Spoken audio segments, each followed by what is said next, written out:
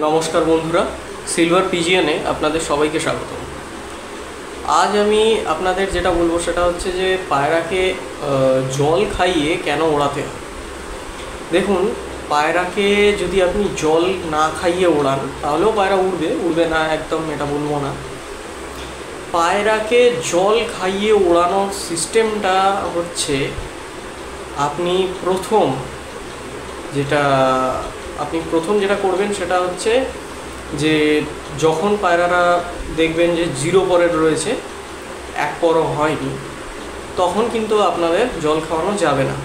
তখন আপনাদের নর্মালি ওড়াতে হবে। যখন 1 পর কমপ্লিট হয়ে যাবে, পুরো গ্রোথ হয়ে যাবে, 2 পর পড়ে যাবে, তখন গিয়ে আপনাদের 5 ml করে জল দেওয়া স্টার্ট করতে হবে, দিয়ে ওড়াতে হবে। এবার আমি বলি যে জলটা দেওয়া কেন দরকার।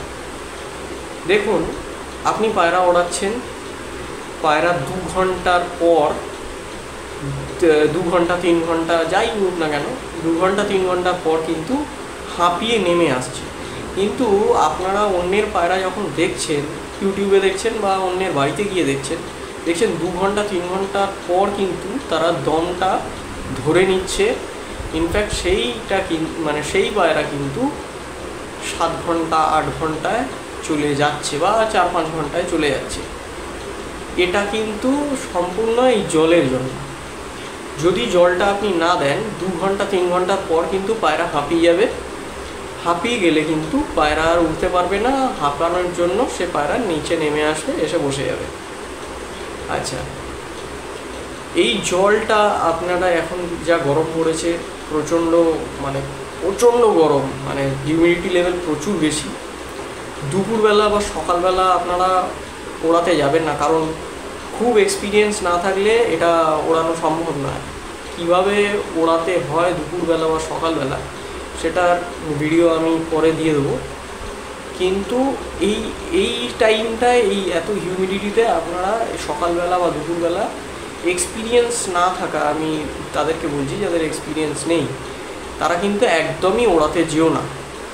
তোমরা বিকেলবেলাটা ওড়াও, 4টের সময় ওড়াও, 4টে থেকে ওড়াও, 5টায় নেমে পড়বে পায়রা, বা 5:30টায়, কারো 5:30টায় নামবে, কারো 6টায় নামবে।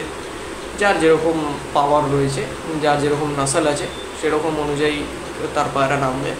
নামার পর সেই পায়রাকে কিছুক্ষণ রেস্ট দাও, নামার সাথে সাথেই খেতে দেবে না, জলও দেবে না।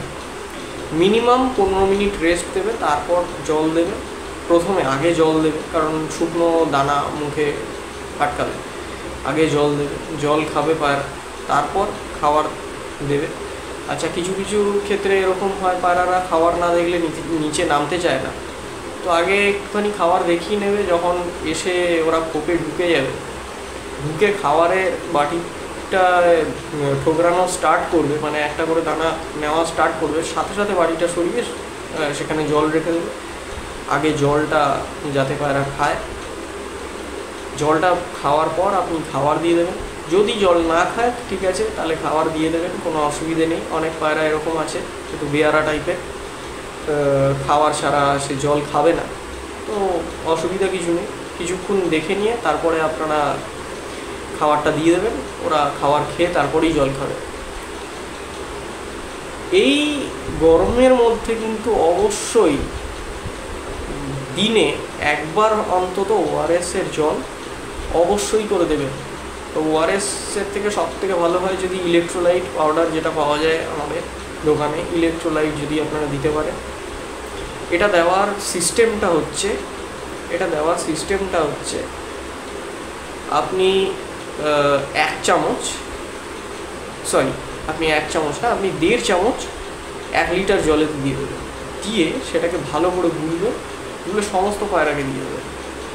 1.5 চামচ, 1 চামচ আর 1 চামচের হাফ, এটা আপনি 1 লিটার জলে গুলে সেটা সমস্ত পায়রাকে দিয়ে দেবেন।